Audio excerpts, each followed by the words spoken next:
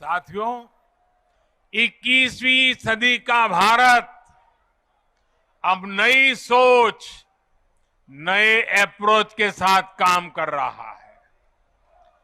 पहले की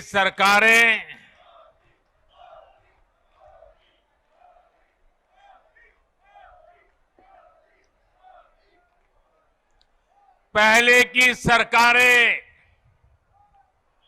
तुष्टीकरण में ही इतना व्यस्त रही कि देशवासियों के संतुष्टीकरण पर उनका ध्यान ही नहीं गया। वे वोट बैंक के तुष्टीकरण में जुटे हुए थे। हम देशवासियों के संतुष्टीकरण में समर्पित है।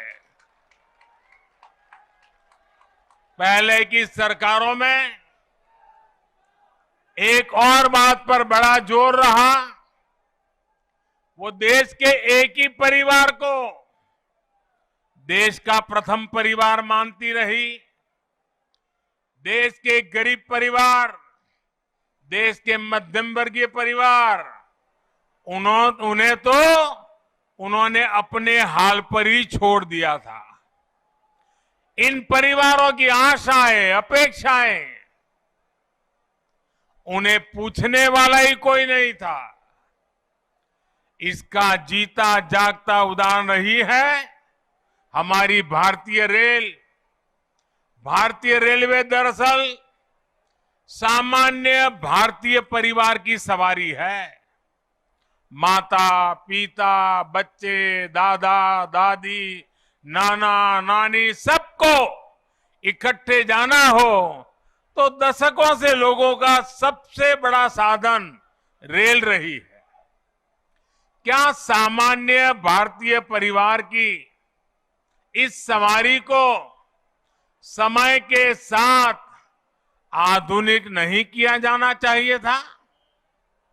क्या रेलवे को ऐसे ही बदहाल छोड़ देना सही था?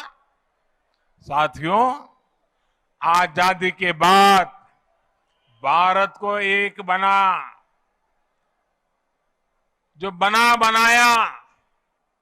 बहुत बड़ा रेलवे नेटवर्क मिला था।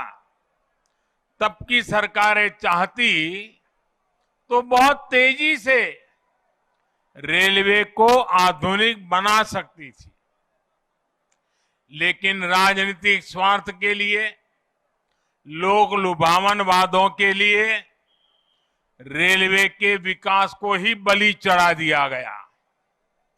हाल तो ये थी कि आजादी के इतने दशकों बाद भी हमारे नॉर्थ ईस्ट के राज्य ट्रेन से नहीं जुड़े थे। साल 2014 में जब आपने मुझे सेवा का अवसर दिया तो मैंने तय किया कि अब ऐसा नहीं होगा। अब रेलवे का कायाकल्प होके रहेगा। बीते 9 वर्षों में हमारा ये निरंतर प्रयास रहा है कि भारतीय रेल दुनिया का श्रेष्ठ रेल नेटवर्क कैसे बने। साल 2014 से पहले भारतीय रेल को लेकर क्या क्या खबरें आती थी, ये आप भली भांति जानते हैं। इतने बड़े रेल नेटवर्क में जगह जगह हजारों मानव रहित फाटक थे। वहां से अक्सर दुर्घटनाओं की खबरें आती थी।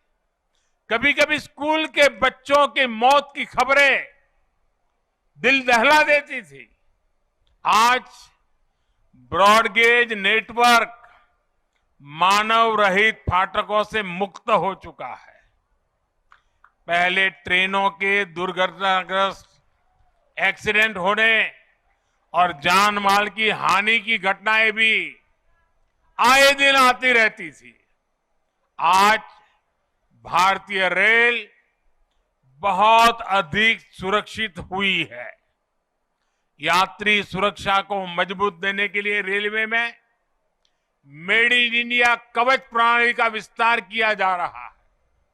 साथियों, सुरक्षा सिर्फ हादसों से ही नहीं है, बल्कि अब सफर के दौरान भी अगर किसी यात्री को शिकायत होती है तो त्वरित कार्रवाई की जाती है। इमरजेंसी की स्थिति में भी बहुत कम समय में सहायता उपलब्ध कराई जाती है। ऐसी व्यवस्था का सबसे अधिक लाभ हमारी बहनों बेटियों को हुआ है। पहले साफ सफाई की शिकायतें भी बहुत कम आती थी। रेलवे स्टेशनों पर थोड़ी देर रुकना भी सजा जैसा लगता था। ऊपर से ट्रेनें कई कई घंटे लेट चला करती थी। आज साफ सफाई भी बेहतर और ट्रेनों के लेट होने की शिकायतें भी निरंतर कम हो रही है। पहले तो स्थिति ये थी, लोगों ने शिकायत करना ही बंद कर दिया था, कोई सुनने वाला ही नहीं था।